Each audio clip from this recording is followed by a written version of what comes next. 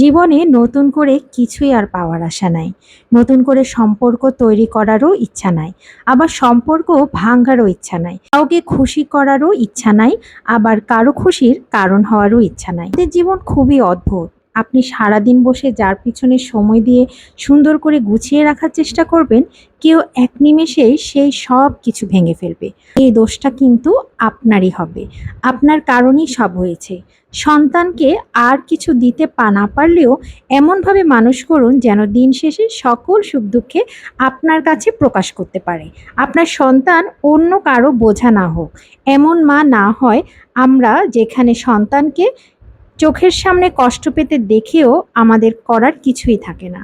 আর এমন সন্তান না হয় যেন, যেখানে বাবা মায়ের সামনে কেউ কষ্ট দিবে তারপরও সবটা মেনে নিতে হবে। আসলে চাইলে অনেক কিছু করা যায়, কিন্তু আমাদের সমাজে কিছু মানুষ এমন কপাল নিয়ে আসে যেখানে কেউ চলে যেতে বলার পরেও যেতে পারে না। কেউ আপনার উপস্থিতি পছন্দ করছে না, তারপরও আপনার করার কিচ্ছু থাকে না, কারণ আপনার তো যাওয়ার জায়গাটাই নেই। এত কথা বলার কারণ একটাই, নিজের সন্তানের জন্য পারলে একটি কুঁড়েঘর হলেও বানিয়ে রাখবেন, যেখানে থেকে কেউ তাকে চলে যেতে বলতে পারবে, তার সাজানো কিছু কষ্টের নষ্ট করার সাহস থাকবে না। সুখে বা দুঃখে সেই ঘরেই যেন তার সেই মুহূর্তগুলো পার করতে পারে। আমিও আমার সন্তানকে একটা বাড়ি দিতে চাই, যেটা তার নিজের বাড়ি হবে। কারণ আমাদের সমাজে মেয়েদের বাড়ি হয় না, বাবার বাড়ি, শ্বশুর বাড়ি, হাজবেন্ডের বাড়ি আপনার, কিন্তু কোনো বাড়ি নাই। আপনি শুধু দায়িত্বে থাকবেন, আর কোনো প্রবলেম হলেই তার দায়ভার নিতে। নতুন ভিডিওতে সবাইকে ওয়েলকাম করছি দেখার জন্য। সকালবেলা মেয়ের বাবার অফিসে চলে গেলাম, কারণ আজকে আমার মেয়েটা অনেক বেশি অসুস্থ আর তাকে ডাক্তার দেখাতে হবে। তো ডাক্তার দেখাতে হলে আগে হচ্ছে তার বাবার অফিসে তার বাবাকে নিয়ে গেলাম, তারপরে ওখানে একটু টাইম স্পেন্ড করলাম। তার বাবা তার জরুরি কাজগুলো শেষ করে আমরা চলে গেলাম হসপিটালের উদ্দেশ্যে। আর হ্যাঁ, একটা কথা বলে রাখি, যারা ভিডিওটি দেখছো কিন্তু তোমাদের মূল্যবান লাইকটি দিতে ভুলে গেছো, প্লিজ ভিডিওতে ছোট্ট একটি লাইক দিয়ে দিবে।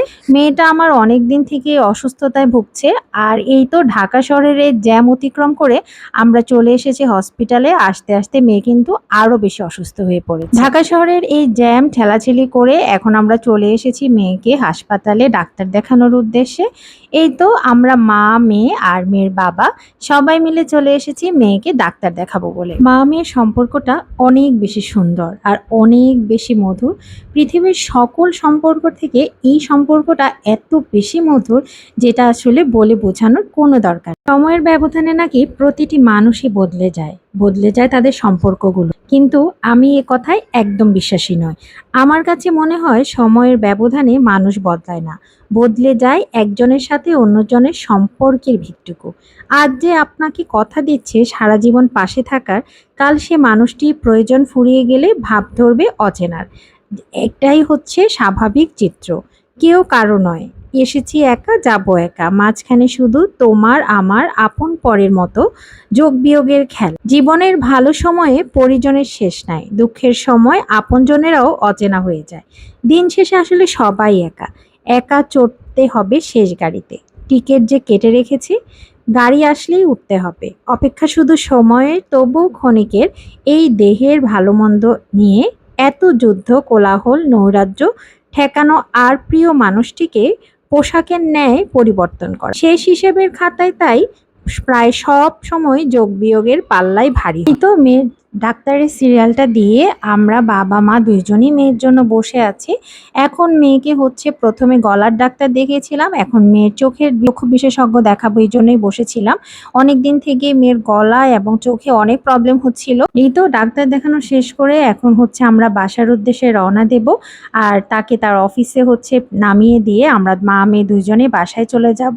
আজকের ভিডিওটা এই পর্যন্তই। ভিডিওটা ভালো লাগলে প্লিজ একটা লাভ আর একটা কমেন্ট করতে ভুলবে না। তোমাদের সকলের ভালোবাসা আমার একান্ত কাম্য। আল্লাহ হাফিজ।